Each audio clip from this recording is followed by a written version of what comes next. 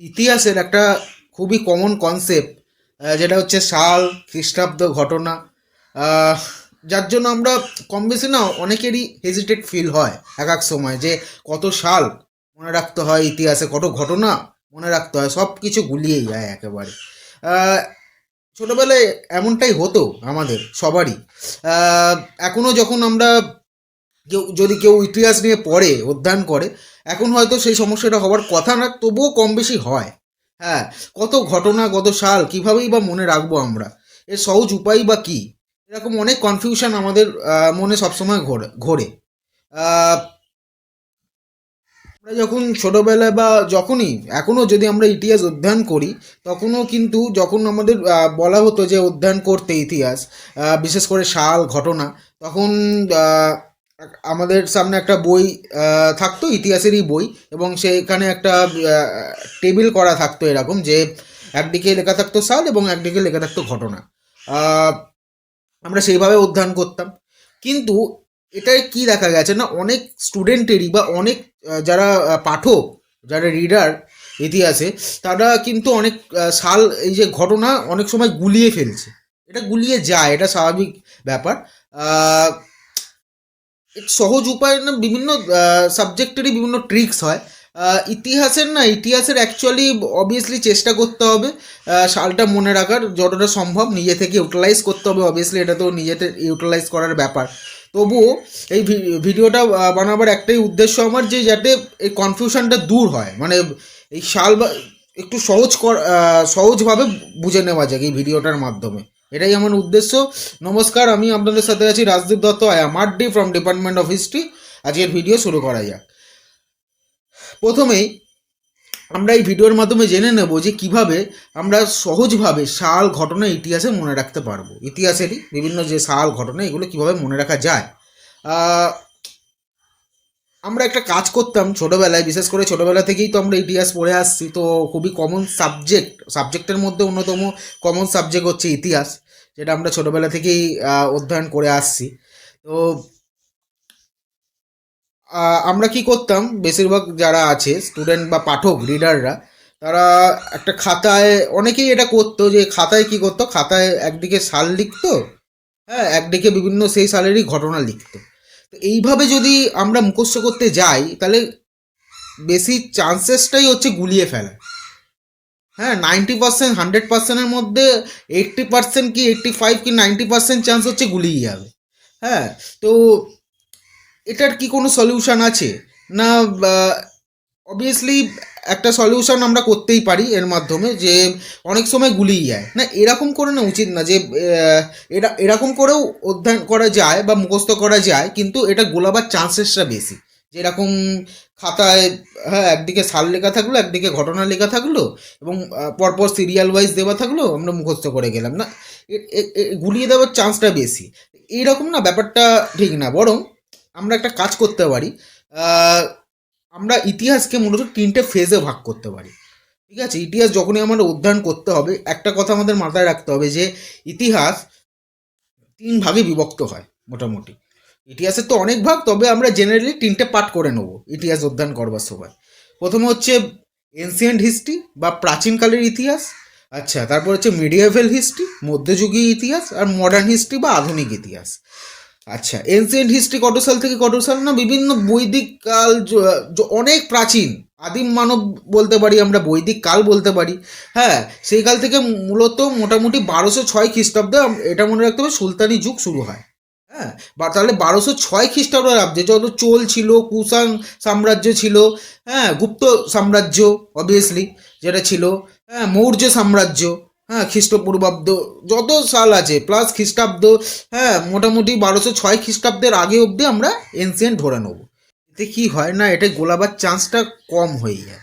তাহলে কি হয়, আরও সুবিধা হয় সাল এবং ঘটনা মনে রাখতে।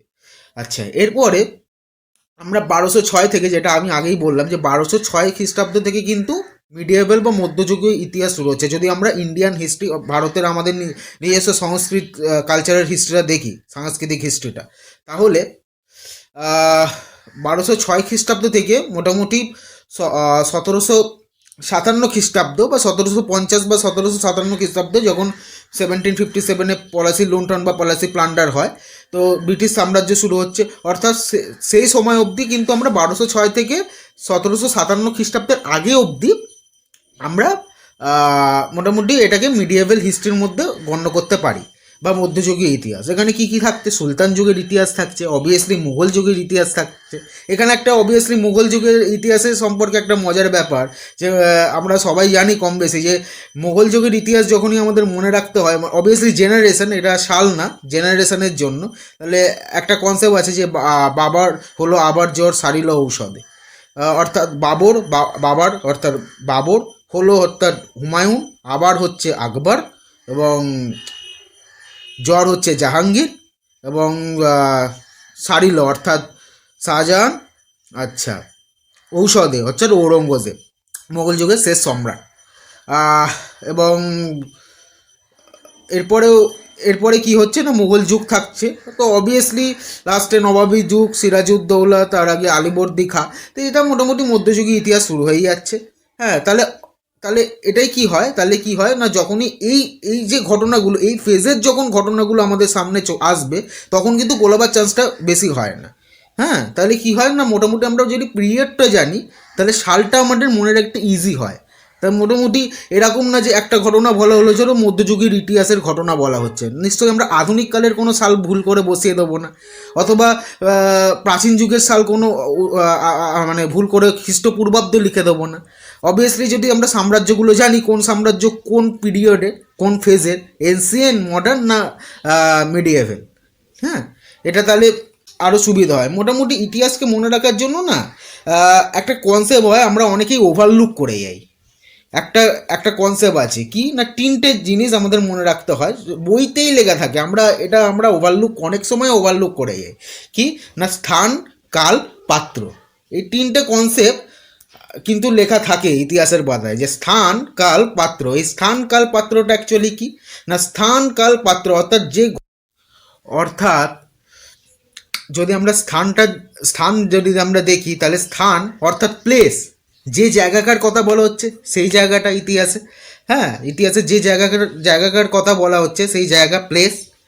আচ্ছা, কাল, কাল কি না, টাইম, সময়কে রিপ্রেজেন্ট করছে, সময়কে বলছে, যে স্থান, কাল অর্থাৎ যে জায়গাকার যে সময়ের কথা বলা হচ্ছে সেটা হচ্ছে কাল। আর পাত্রটা অ্যাকচুয়ালি কি না, পাত্রটা হচ্ছে বিষয়, যে বিষয়ের কথা বলা হচ্ছে, বা কোনো ব্যক্তির ইতিহাস যদি আমরা বলি, তাহলে কোনো ব্যক্তির ইতিহাস যদি আমরা বলি, তাহলে সেই ব্যক্তির জীবনী বা সময়কাল, কোন টাইমে সেই ব্যক্তি ছিল, সেটাই হচ্ছে পাত্র। অথবা কোনো বিষয়ের যদি ইতিহাস আমরা বলি, যে কোন বিষয়ের কোনো, হয়তো অর্থাৎ যে কোনো ইতিহাস হতে পারে, যে কোনো বিষয়ের, যে কোনো জায়গাকার বা সংস্কৃত কালচারের ইতিহাস, হ্যাঁ, ঐতিহ্যের ইতিহাস, সেগুলো হচ্ছে বিষয়। অর্থাৎ পাঠ্যটা হচ্ছে সেগুলোকে রিপ্রেজেন্ট করছে, কোনো ব্যক্তি হতে পারে, বা যে বিষয়ের ইতিহাসের কথা বলা হচ্ছে সেই বিষয়েও হতে পারে।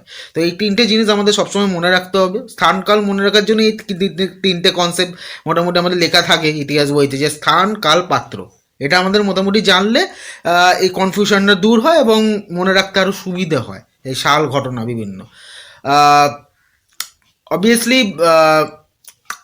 অবভিয়াসলি যেটা মুঘল যুগের কথা আমি যেটা বললাম, যে বাবার হলো আবার সারিল ঐশ্বর্য, এটা একটা মজার ব্যাপার, মজার কনসেপ্ট। তবে এটা অবভিয়াসলি জেনারেশন মনে রাখার জন্যই, সাল না। তবে বিভিন্ন ট্রিক্স হয়, তবে নিজে থেকে ইউটিলাইজ করতে হয় অবভিয়াসলি। এছাড়াও যদি আমরা দেখি, তাহলে 1757 খ্রিস্টাব্দ থেকে কিন্তু মডার্ন ফেজ শুরু হয়ে যাচ্ছে আমাদের ইন্ডিয়ান হিস্ট্রিতে। 1757 খ্রিস্টাব্দ থেকে মোটামুটি আধুনিক জেনারেশন যত ইতিহাস, এগুলো আধুনিক ইতিহাস।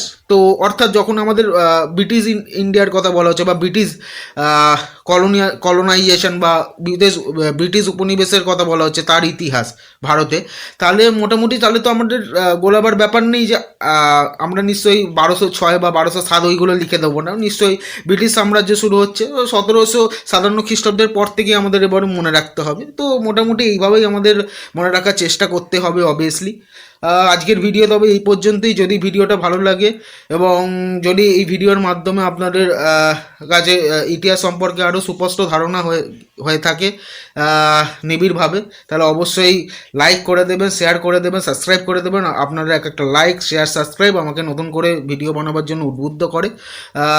আবার ফিরে আসবো কোনো পরবর্তী নতুন কোনো ভিডিও নিয়ে। ভালো থাকবেন, সঙ্গে থাকবেন। নমস্কার।